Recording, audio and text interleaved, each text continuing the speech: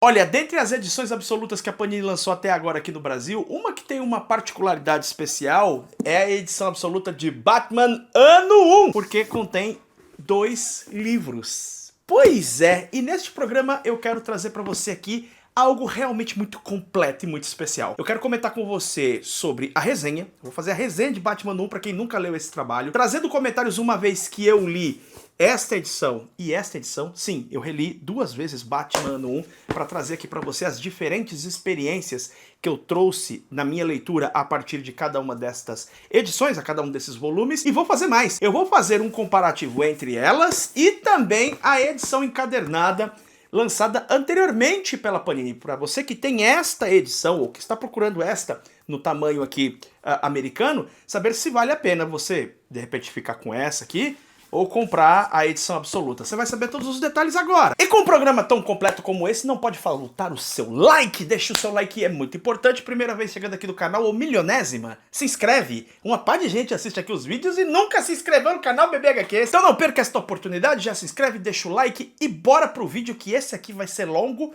mas delicinha, muito completo para trazer tudo sobre Batman 1, edição absoluta para você. Então a coisa vai funcionar da seguinte maneira, começando com a resenha de Batman 1, vou utilizar o encadernado tamanho americano para facilitar o manuseio. E depois nós vamos fazer a comparação entre essa e as duas, os 2 volumes da edição absoluta, tá bom? Começando com um contexto aqui, uma contextualização deste trabalho.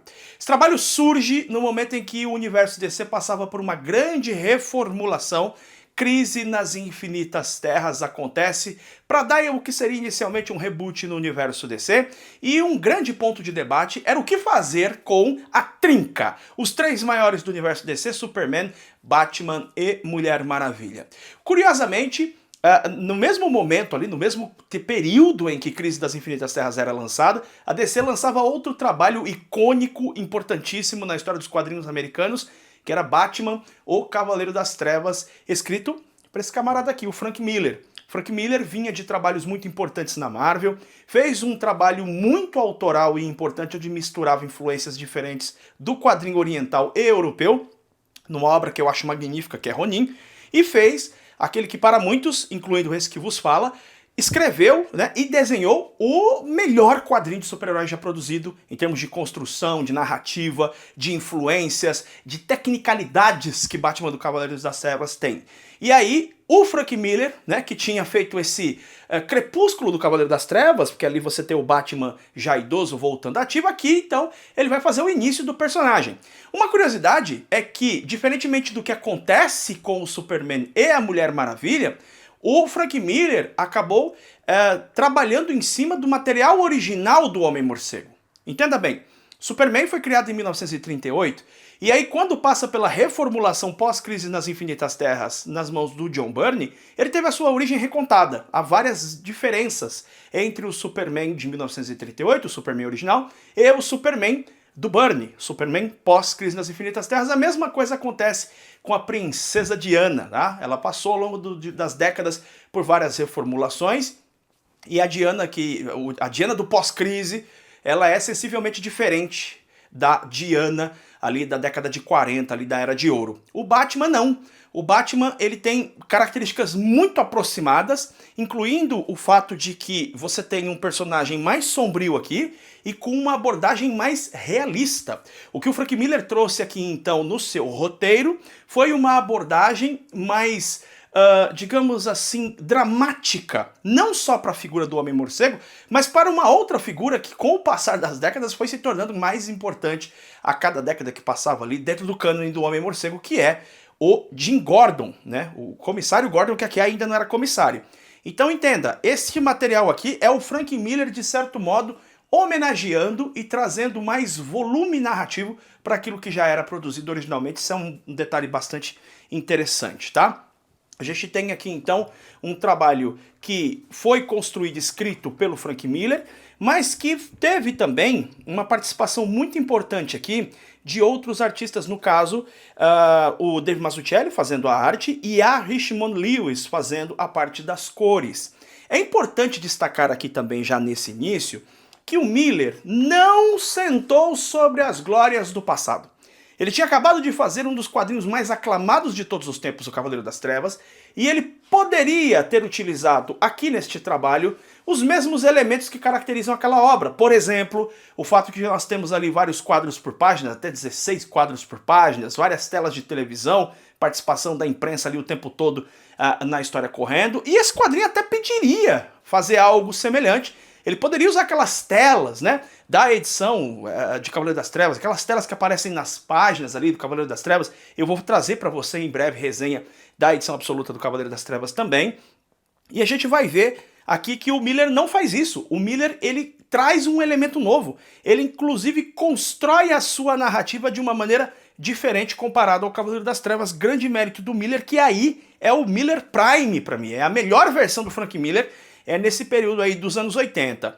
Grande sacada do nosso amigo Felipe, lá da comunidade BBHQs, que percebeu na composição desta arte aqui do David Mazzucchelli, que é reconhecido justamente por ser esse grande compositor, né? Ele compõe páginas de forma muito bonitas, estruturadas e que narram de forma incrível a história, né? O Felipe sacou que esta capa aqui faz referência ao W de Wayne. Realmente você vê que os pais do Bruce estão com a cabeça inclinada para baixo e ele para cima, formando um W de Wayne. Baita sacada, baita sacada.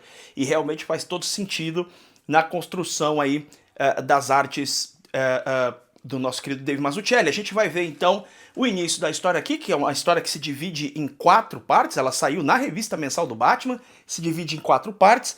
Na primeira parte a gente vai descobrir como que o Bruce Wayne se torna o Batman, né? O momento em que ele vai realmente se tornar Batman. Inclusive o título da história é isso, né? Quem sou eu e como vim a ser? Só que esse título não é referente apenas à figura do Bruce Wayne, mas também à figura do Jim Gordon. Construção narrativa muito bem executada aqui do Miller, que conta 2 histórias em paralelo e, evidentemente, isso fica facilitado na compreensão pela utilização de recordatórios, que é uma característica desse trabalho, essa narrativa em off em primeira pessoa, amarelinho para o Jim Gordon e branquinho aqui para o Bruce Wayne. Isso nos dá uma facilitação muito grande na percepção de quem está falando naquele momento, se é Gordon, se é Wayne. Porém, é preciso dizer que mesmo que não existisse esse artifício dos recordatórios aqui com cores diferentes, mesmo assim você conseguiria compreender quem está falando. Não há qualquer enrosco na compreensão de 2 linhas narrativas que vão acontecendo em paralelo, mostrando estas 2 figuras chegando ao mesmo tempo em Gotham, e a história vai nos trazendo o momento desta adaptação. Então você vê, por exemplo, o Bruce chegando na mansão, encontrando com o Alfred, decidindo como vai agir. Ele tem os meios, ele tem as ferramentas, ele tem pessoas, no caso o Alfred como aliado, para ajudá-lo na sua guerra particular, mas ele não sabe como executar, ele não sabe, falta alguma coisa, tem alguma coisa ali que ele ainda não tem. E vamos ver o Gordon se adaptando a esse novo universo. E a gente vai vendo que o Gordon, por incrível que pareça, aqui também tem um grande preparo, porque ele vê os policiais corruptos, com destaque aqui, por exemplo, ao Flash, vai espancando gente ali na rua, ele começa a se ligar e falar, eu preciso registrar o que esse cara tá fazendo e tal, porque a gente descobre ao longo da história que o Gordon também tem treinamento militar. Então o Gordon aqui não é uma figura vitimada pela opressão e pela corrupção de Gotham, ao contrário, ele chega neste mundo corrupto e sujo e ele rapidamente percebe essa sujeira e ele procura imediatamente descobrir como ele vai agir neste universo. Então perceba, há uma similaridade com a situação do próprio Bruce Wayne, que tem os métodos, tem a sua própria construção de ideias com relação a como agir, mas não sabe exatamente como executar isso, né? E a gente vai vendo de forma muito ágil na construção do roteiro a passagem do tempo, que é outro elemento que o Frank Miller domina nessa história. Ele utiliza as datas para justamente nos dar a sensação de passagem do tempo, afinal de contas a história acontece durante um ano. Mas se você parar para pensar que Batman no 1 é uma história muito curta, ela, em termos de número de páginas, é uma história curta, você consegue ler isso numa tacada só com facilidade. É impressionante como que o Miller conseguiu juntar tantos eventos numa história de leitura bem rápida. E isso acontece porque ele divide a história, temporalmente falando, em vários blocos. E nestes blocos, na divisão entre eles, há elementos que não são ditos, mas que são muito sugestionados na história e você sabe o que está acontecendo. Eu vou dar um exemplo para te explicar o que eu quero dizer com tudo isso. A gente vê nessa parte aqui, com um ótimo trabalho de cores aqui da Richmond Lewis, o Bruce Wayne, né, acabou de chegar em Gotham, vai dar um rolê na Zona Leste, porque ele quer conhecer o que ele mesmo chama, vou andar aqui no covil do inimigo, né? Essa ideia que foi muito utilizada, por exemplo, no filme The Batman. Então você vê ele circulando por ali e a gente vê que em determinado momento ele vai confrontar o Cafetão aqui. E isso vai levar o Bruce Wayne a enfrentar, ele tá disfarçado, ninguém sabe que ele é o Wayne, mas ele vai enfrentar a Selina. A gente sabe que a Selina depois vai virar Mulher-Gato. Se você não sabe que a Selina vai virar Mulher-Gato, se você nunca leu a história do Batman, não tem a menor importância, porque ela confronta e depois a gente vê que ela acaba desistindo de trabalhar com esse Cafetão e ela vai se tornar uma ladra, como a gente conhece na história. E embora o Frank Miller não a desenvolva de uma forma nítida, esse desenvolvimento está acontecendo na história. Não é uma coisa jogada, você percebe que ela teve o primeiro embate com Bruce Wayne, depois há os primeiros relatos do Batman, que vai acontecer especialmente no segundo capítulo, e aí de repente você vê que ela confronta o seu patrão, vamos dizer assim, e decide tomar um novo posicionamento da vida dela. Você consegue perceber os elementos da conexão dela com gatos, a conexão que ela tem com essa menina adolescente, a Holly, a proteção que ela tem. O Frank Miller consegue dizer tudo isso sem necessariamente ter que te explicar cada passo da coisa. Assim como o próprio Batman também, à medida que a gente vai avançando pela história, a gente consegue perceber esse domínio do tempo do Miller que eu disse anteriormente, pelo fato de que, nas suas primeiras ações, ele está um pouco atrapalhado sim. Mas à medida em que a gente vai avançando, a gente percebe que ele tem planos cada vez mais elaborados. E a gente consegue perceber, inclusive, um processo de aprendizado do Bruce Wayne, à medida em que ele se encontra em situações de dificuldade, e a gente, sabendo quem é o personagem, percebe que ele ainda está elaborando melhor e desenvolvendo melhor as suas armas. Isso é feito com muita fluidez e muita naturalidade. Parece simples, mas só parece. Isso é produzido com um grande domínio de uma técnica narrativa muito fluida e um grande domínio narrativo, inclusive daquilo que não está nas páginas, mas é facilmente subtendido por quem lê, não é? E aí nós temos o trabalho magistral do Dave Mazzucchelli aqui, fazendo essa construção artística belíssima, onde a gente consegue perceber mudanças de cenários, obviamente, tudo isso também muito brilhantemente reforçado pelas cores da Richmond Lewis, faz o trabalho aqui realmente incrível, mudando os cenários. Você percebe, por exemplo, essa iluminação mais calma, momento em que o Gordon está relaxando ali, você percebe o clima de sujeira de Gotham, você consegue perceber também pelas cores os momentos mais tensos. É um trabalho muito, muito, muito afinado entre roteiro, arte e cores. E a gente vai vendo esta narrativa que vai trazendo pra gente de uma forma paralela, mas quase como se fosse um destino, né?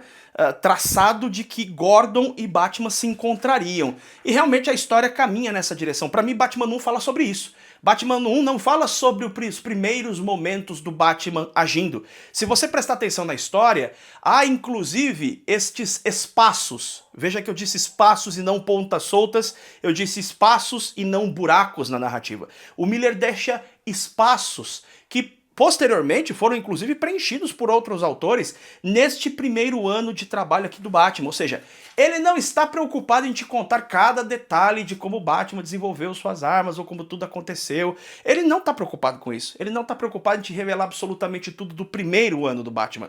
Também ele não está preocupado em te mostrar tudo o que aconteceu na vida do Gordon. E a gente vê muita coisa aqui acontecendo.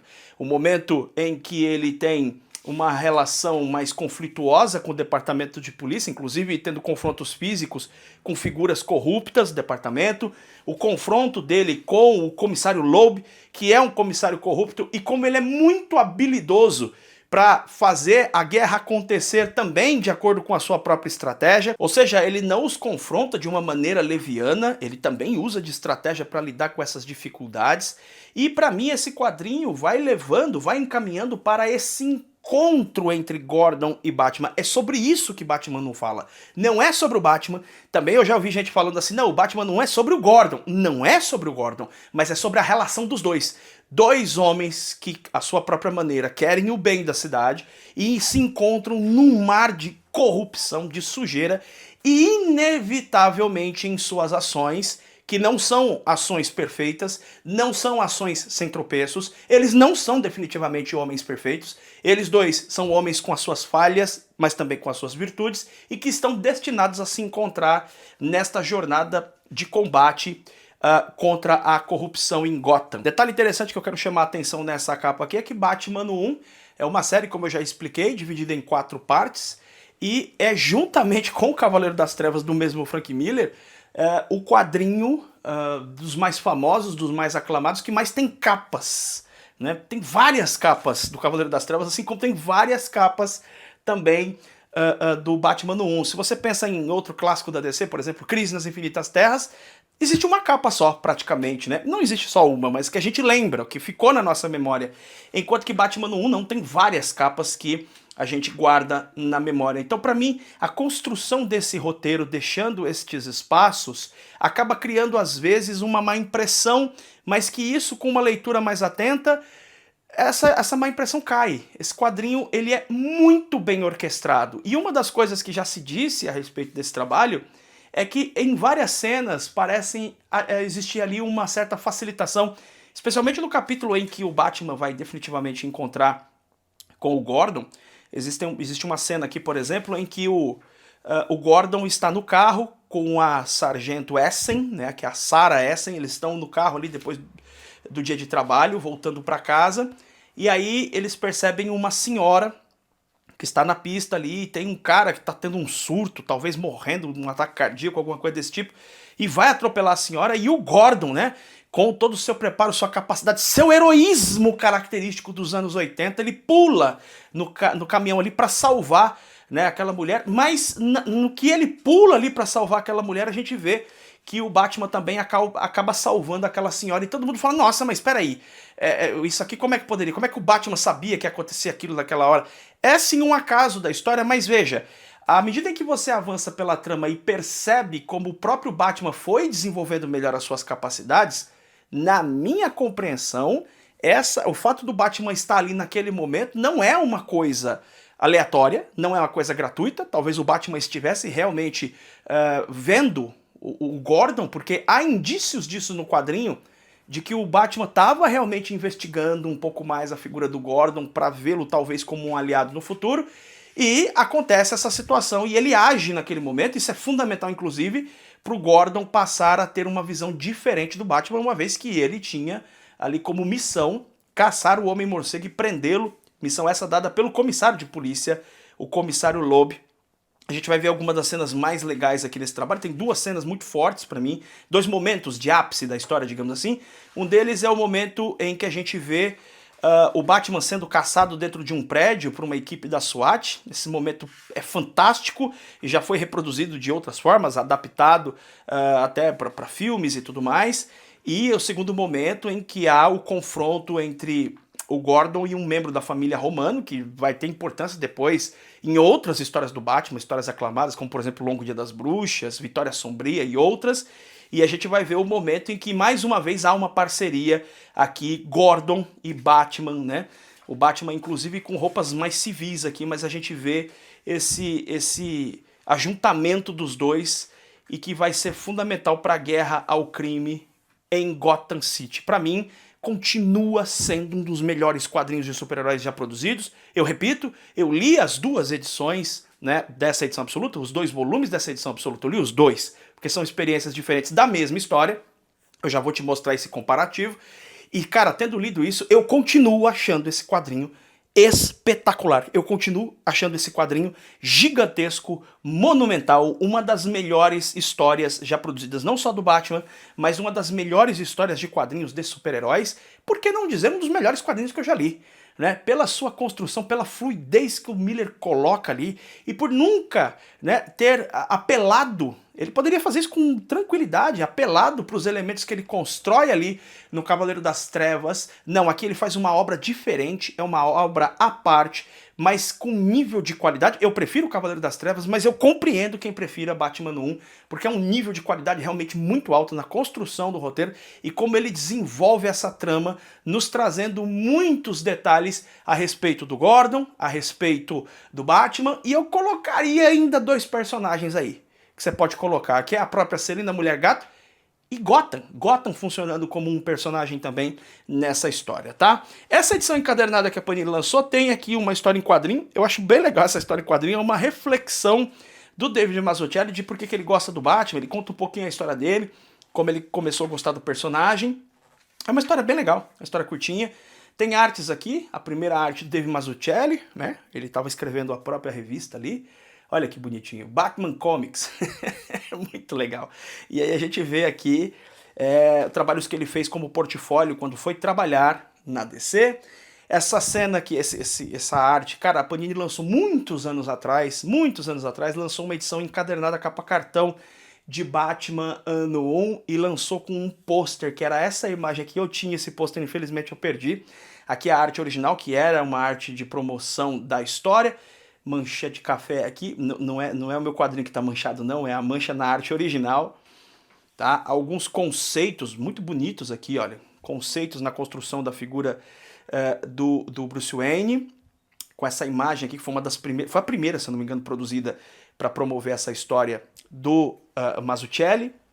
Observe como ele faz aqui as orelhas do Batman como se fossem chifres, fazendo uma referência à cinesérie do Batman de 1943. Rapaz. Aqui temos trechos do roteiro, não traduzidos, com a arte. Esse tipo de extra definitivamente não é o extra que mais me agrada, né? Sobretudo porque o roteiro não está traduzido aqui, né? Então você tem essas artes. A gente avança aqui mais um pouquinho e depois a gente tem esta cena aqui. Eu já vou te adiantar, tá, que esta cena especificamente aqui, essas duas páginas, você não encontra na edição absoluta, tá? Os outros extras aqui você vai ver que tá lá também, de um jeito um pouquinho diferente, mas essa aqui só tem nessa edição encadernada aqui, tá? Já tô te adiantando isso. A gente tem as capas aqui, mais algumas imagens. Cena, cara, que cena fantástica. Essa cena é incrível, né? A sensação de queda que a cena promove, muito bacana. Uma cena aqui com a Selina. Capas. Mais capas. Textinho final, acabou. Agora a gente vai comparar esta edição aqui, tamanho americano, com a edição que tem a cor similar na edição absoluta. Vamos ver esse comparativo agora. Eu já cheguei a mostrar essa edição absoluta, quando ela chegou eu fiz um vídeo de primeiras impressões, mas como já faz algum tempo, eu vou mostrar rapidinho aqui pra você, tá? A caixa, você tem as duas edições aqui, ok? A gente vai olhar daqui a pouquinho. Olha essa caixa, essa cena bem, bem sombria, bem noir, muito legal. Confesso a você que eu não gosto tanto da parte traseira da caixa, esse letreiro aqui, ano 1, eu não sei, não me agrada tanto. A caixa é muito resistente, muito boa como sempre. Tá? A caixa dessas edições absolutas são realmente muito boas. E a gente tem aqui, ó, lombada espetacular, hein? Olha que coisa linda. Beleza? Vamos lá então agora para esse primeiro volume aqui, o livro número 1, né? É uma capa incrível isso aqui, cara. Olha que coisa linda. Olha. Que é isso, hein? Bonito pra caramba. Lombadinha. Vamos ver se foca aí, né? Pra você ver.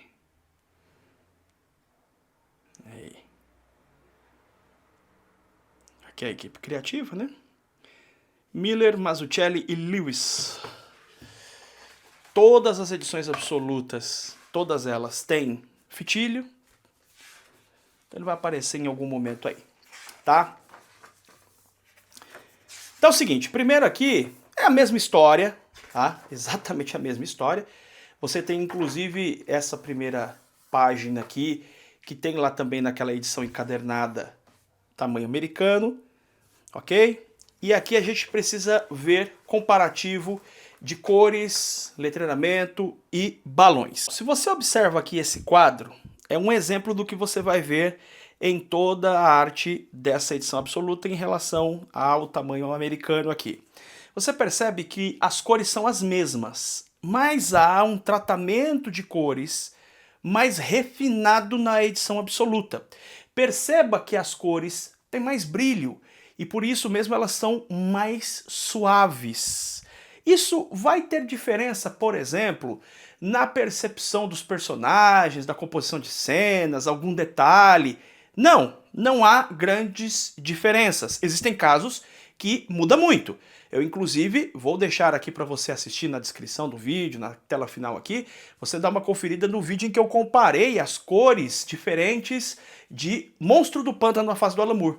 Houve uma mudança de cores e ali muda sensivelmente a sua percepção da história. Aqui você não vê esta grande mudança, tá? Mas a edição absoluta, ela tem cores mais suaves. Observe aqui, ó. Observe aqui, ó.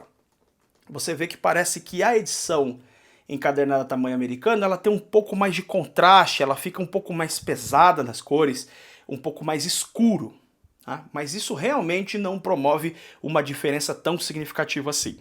Você vai ter alguma diferença também nas palavras, na tradução. Tem algumas palavras na edição absoluta que foram alteradas em relação à edição encadernada tamanho americano. Mas são palavras sinônimos. Por exemplo, há uma passagem nessa edição tamanho americano que existe a palavra, a expressão, falei com a moçada. E aqui na edição absoluta está, falei com os rapazes.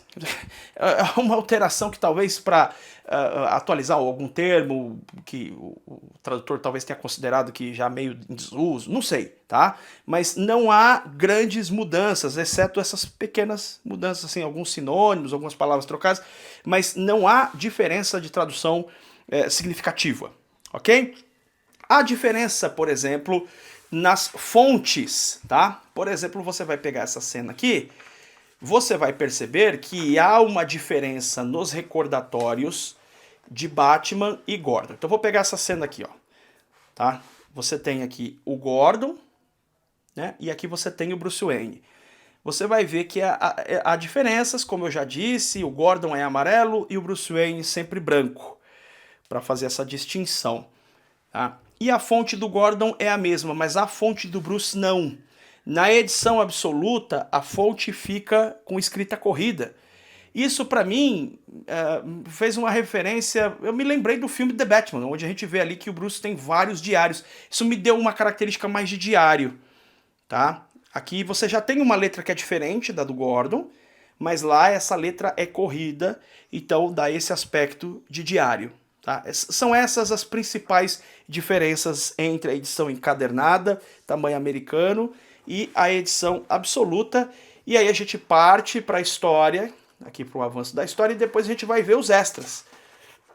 Eu quero te mostrar os extras aqui para a gente ver quais diferenças tem em relação à edição encadernada tamanho americano. Você vê que tem a mesma história inicial aqui. Importante dizer, tá, que o papel é diferente. Ali é um papel couché, esse aqui, ele é um papel offset, tá? Então ele é um papel diferente. Ele é um papel fosco, portanto, e um papel que particularmente eu até prefiro para leitura. Essa história é uma história curta, ela não é uma história que causa cansaço para ler, mas o papel couché ele tende a se tornar mais cansativo. Ele é mais bonito, que ele é chamativo, mais brilhante, mas ele, por outro lado, acaba provocando em você um maior cansaço quando você tem que ler muito. Não é o caso desse trabalho, tá? Mas aqui eles optaram, então, por colocar esse papel offset. Você viu isso aqui lá também. Esse extra aqui. Veja que está diferente na composição da página, esses extras, em relação ao formato americano, mas é o mesmo extra. E aqui tem uma questão que causou uma polêmica, né? Porque você tem um info aqui sobre o Gordon, como se fosse um who is who, né? Só que o detalhe aqui é que não está traduzido. E isso trouxe questionamentos. No caso desta página, eu não questiono tanto. Eu acho que deveria ser traduzido sempre, mas eu não questiono tanto porque tanto naquele caso quanto nesse aqui, está trabalhando com a arte do Mazzucchelli, está mostrando o trabalho artístico dele com estes extras que foram produzidos na época, material de divulgação e coisa e tal. Então eu consigo entender aqui, talvez, né, pô, vai traduzir, não faz tanto sentido, não existe tanta necessidade. Aqui, por exemplo, já deveria ter sido traduzido. Por mim, traduziria tudo, mas no caso daquela página em específico, né, como o foco aí é realmente ver o trabalho artístico, ok, tudo bem, passa. As capas aqui, olha lá. Então a gente vê que muitos extras que tem naquela edição encadernada, tamanho americano, tem aqui nesta edição. Agora a gente tem que comparar este primeiro volume aqui com o segundo volume, e aí você vê uma grande diferença. A capa do W. de Wayne, né? E aqui você tem o Batman Year One Part 1, o Part 1, né? Parte 1. E aqui, capa traseira, a parte 4, que é o momento em que eles vão realmente se encontrar ali, o Gordon e o Batman. Vamos dar uma olhadinha aqui. Na lombada é a mesma coisa, a diferença só na cor. Aqui da equipe criativa, que aqui é amarelo, lá é laranjinha. A guarda é sempre a mesma, tá aí o fitilho tá aqui, ó. Tá? Tem nas duas edições o fitilho. E aqui a gente já vê uma coisa bem interessante, a diferença de papel. Aqui você tem um couché fosco. E aqui você tem um papel que acredito ser o Pollen Bolden. É um papel com uma textura mais grossa em relação ao papel offset do volume 1. E qual que é o lance aqui?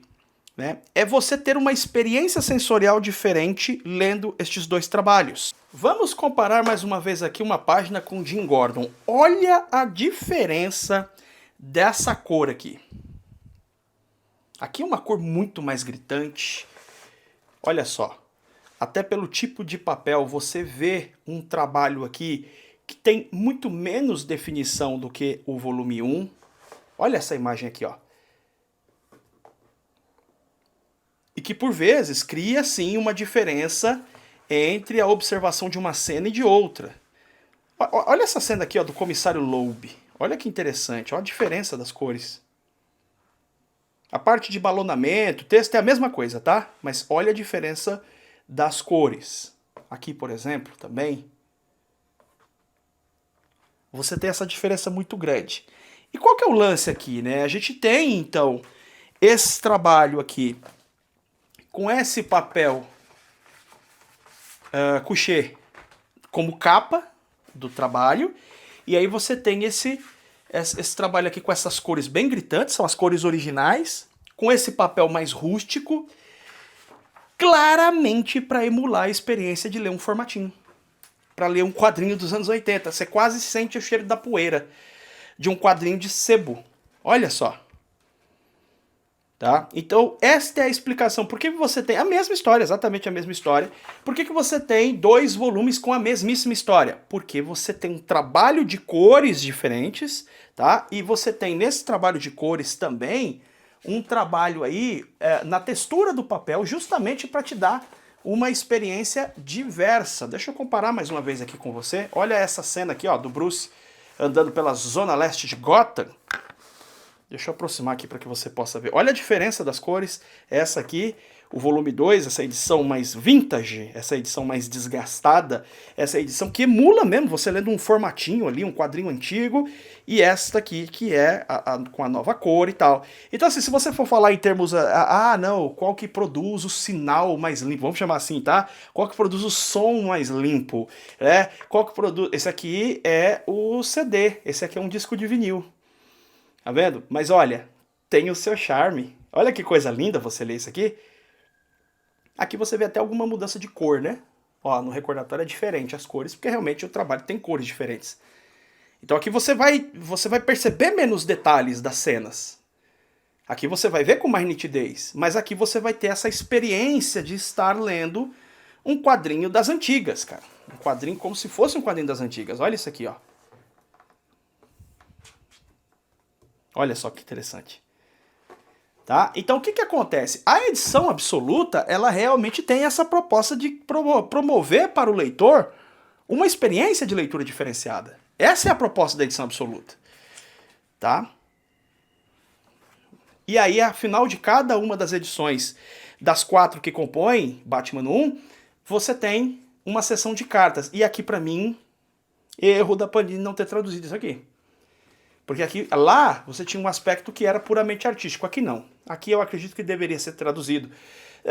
Traduziram, por exemplo, a seção de cartas do Omnibus de Preacher. Pra mim, isso aqui teria que ser traduzido sim.